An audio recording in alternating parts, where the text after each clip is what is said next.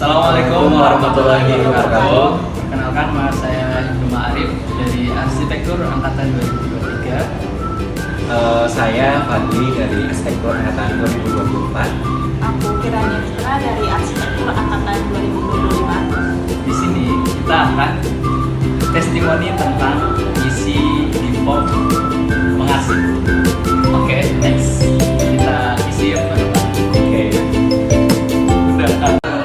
Oke teman-teman, setelah kita masuk ke website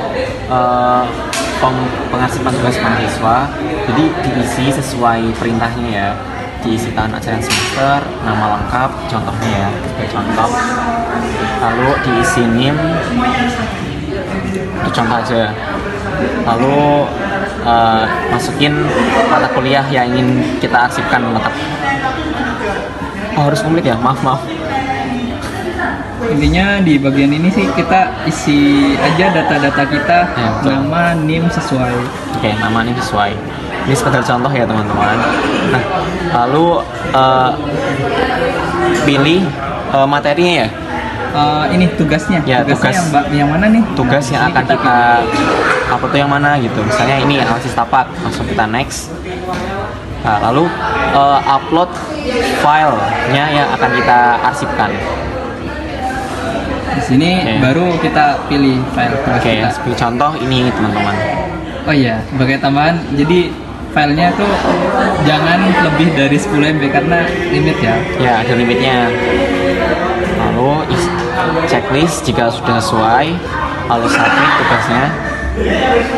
Oke, jadi saat terakhir ini berarti tugas yang kita upload itu sudah terarsipkan seperti itu. Lalu untuk sarannya dari kami dari 23, 24 dan 25 itu kurang lebih sama. Jadi di pengisian selanjutnya, jadi ketika kita akan mengarsipkan tugas selanjutnya,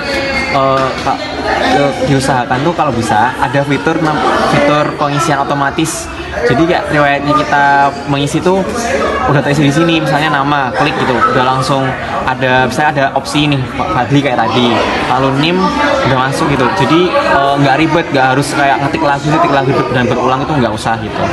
Itu aja sih untuk saran pertama, pakai fitur pengisian otomatis. Lalu saran selanjutnya yaitu ketika tugas-tugas yang kita arsipkan itu nanti dari pihak prodi itu setiap kurun waktu per semester dibuatkan website, jadi di-upload ke website gitu. Jadi bisa diakses baik dari berbagai orang atau bahkan dari yang bukan arsip pun bisa diakses gitu karya-karyanya kami. Gitu sih sarannya. Jadi mungkin lebih kami pengen ada istilahnya web khusus buat arsip tugas kita yang itu ranahnya publik, jadi Betul. semua orang bisa akses, dan juga adik-adik tingkat mungkin nggak harus nanya-nanya ke betul, nggak harus kakak nanya-nanya. tingkat tentang tugasnya kayak apa gitu. Referensinya kita bisa cari di web itu sendiri, jadi kita bisa lihat sampai ke detail-detailnya. Coba contohin satu. Misalnya kita ini contohnya ini ada di websitenya arsitekturnya UIN Malang ya. Misalnya kita buka ya yang ini semester 2024-2025 di semester genapnya mereka. Nah, di sini tuh terteranya udah ada dosen-dosennya yang mengajar per mata kuliahnya. Lalu ke atas ya. Misalnya ini udah sekalian kelasnya ya. Iya. Ya, jadi di sini kita juga selain bisa tahu dosennya yang mana, juga kita bisa tahu anak-anak yang di kelas itu siapa dan kelompoknya siapa aja. Coba satu contohnya. Nah, ini langsung masuk biografi dosen ya.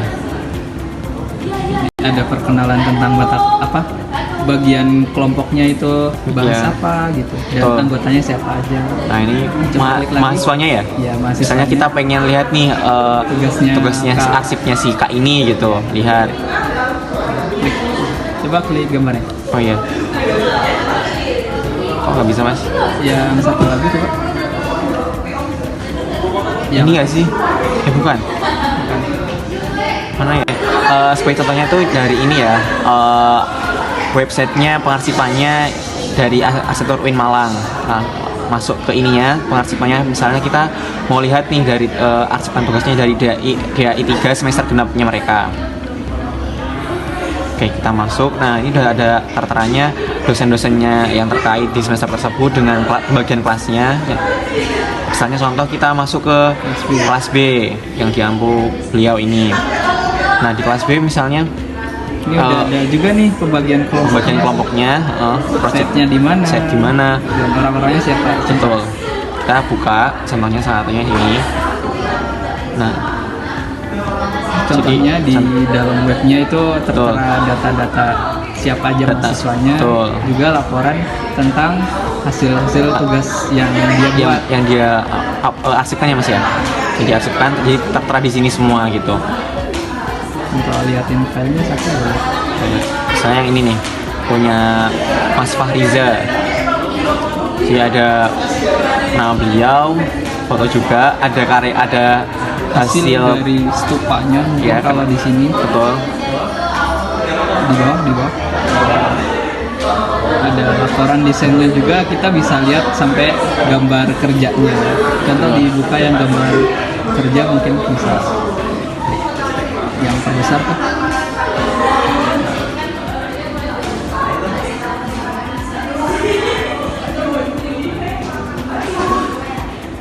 Bentar, masih loading.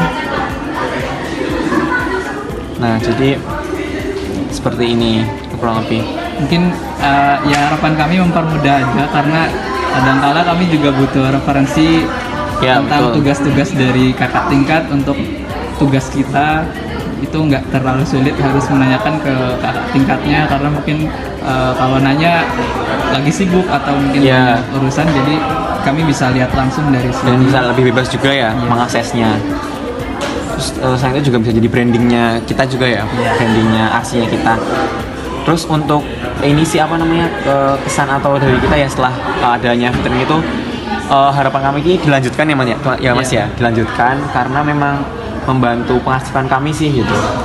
Mungkin keperluan portofolio Betul. kami jadi tertata juga dengan adanya mengarsip, karena ya kalau nggak ada mengarsip, tugas kami walaupun udah tertata juga nggak bakal kearsip baik, karena ya tanpa bantuan kita juga manusia kadang suka lupa mengarsipkan tugas-tugas. Nggak itu sih kurang lebih seperti itu ya. Mungkin dari Citra gimana? Ada tambahan? Mungkin dari aku ini aja sama kayak apa yang disampaikan sama Kak Fadli. Ya mungkin untuk yang tambahan yang dari DOX Arsitektur UIN Malang itu, karena buat aku sendiri yang masa baru tuh mungkin akan sangat membantu ya untuk melihat karya-karya kakak tingkat aku, membuat referensinya aku gitu. Oke, Itu aja. mungkin cukup sekian ya dari kami. Oke, kami. Kurangnya mohon maaf. Wassalamualaikum warahmatullahi wabarakatuh.